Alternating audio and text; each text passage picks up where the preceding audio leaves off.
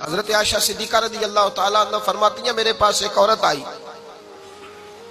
تو میں نے اس کے ساتھ 2 بیٹیاں تھی اس کی، میرے پاس 3 کھجوریں تھی، میں نے اس بی بی کو دے دی، 2 بیٹیاں تھیں۔ اس عورت نے کیا کیا، میں دیکھ رہی تھی، ماں تھی نا اور بیٹیوں کی ماں تھی، اس نے پہلے ایک ایک کھجور دونوں بیٹیوں کے منہ میں ڈالی، اور پھر جو کھجور اس کے پاس بچ گئی میرا خیال تھا یہ کھائے گی، لیکن اس ماں نے اس کھجور کے 2 ٹکڑے کیے اور وہ بھی اپنی بیٹیوں کے منہ میں ڈالے۔ حضرت عائشہ صدیقہ فرماتی ہیں اس کا عمل اتنا حسین تھا، اس بی بی کے اس عمل کے اندر اتنا حسن تھا کہ میری آنکھوں میں بھی وہ بات رہ گئی، دل میں بھی رہ گئی، روح میں بھی سما گئی، اس کے حسن اور تاثیر کو میں بھلا نہ سکی۔ شام تک وہ کیفیات، وہ انداز، وہ اس عورت کا طرز، اس کا وہ انداز میری طبیعت کے اندر بار بار مجھے اس کی طرف متوجہ کرتا رہا۔ شام کو محبوب تشریف لائے، نبی کریم صلی اللہ علیہ وسلم شام کو جب تشریف لائے تو حبیب پاک علیہ السلام کو میں نے بتلایا، میں نے کہا حضور بی بی آئی تھی، اس کا چہرہ بتا رہا تھا کہ بھوکی ہے، لگ رہا تھا کئی دنوں سے کھانا نہیں کھایا، 3 کھجوریں تھی ہی میرے پاس 3، 2 بیٹیوں کو دے دی، وہ کھا سکتی تھی، لیکن یا رسول اللہ صلی اللہ علیہ وسلم اس نے کھائی نہیں، وہ بھی کھجور 2 ٹکڑے کر کے بیٹیوں میں بانٹ دی ہے۔ حضرت عائشہ کہتی ہے دیر تک حضور میری بات کو سنتے رہے، دیر تک میری طرف دیکھتے رہے، اس تصور کو،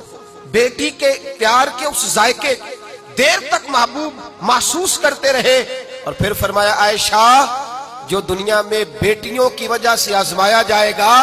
جب قیامت کا دن آئے گا تو رب اس سے حساب نہیں لے گا، بے حساب ہی جنت میں داخل فرما دے گا۔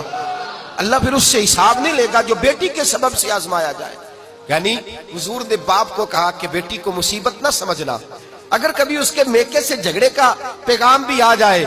اگر کبھی دوبارہ تجھے اس کی طرف پلٹ کر جانا بھی پڑے، میرے نبی پاک صلی اللہ علیہ وسلم سے کسی صحابی نے کہا تھا یا رسول اللہ بہترین صدقہ کون سا ہے؟ حضور بہترین صدقہ کون سا ہے؟ وہ میرا مال جو اللہ کے راستے میں خیرات کروں تو رب مجھے زیادہ اجر عطا کرے، وہ کون سا ہے؟ تو میرے نبی پاک نے فرمایا اگر تیری بیٹی واپس لوٹ آئی،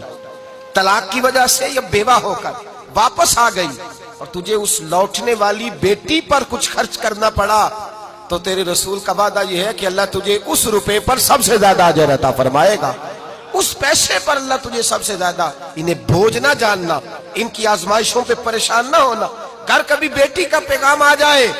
کہ اس کو پھر سے یہ تکلیف ہوئی ہے، باپ سمجھنے لگا تھا کہ میں تو فارغ ہو گیا، نکاح کر کے میں فارغ ہو گیا، پھر اگر کبھی اسے پیغام آئے تو میرے مصطفیٰ کریم نے فرمایا وہ پریشان نہ ہو، وہ دکھی نہ ہو، بلکہ جو بیٹی کی وجہ سے آزمایا جائے گا اس سے تو حساب ہی نہیں لیا جائے گا، اللہ بغیر حساب ہی جنت عطا فرما دے گا۔ اتنا بڑا مقام، اتنی بڑی عظمت اور فضیلت اللہ کے رسول نے بیٹیوں کے ماں باپ کو عطا فرمائی۔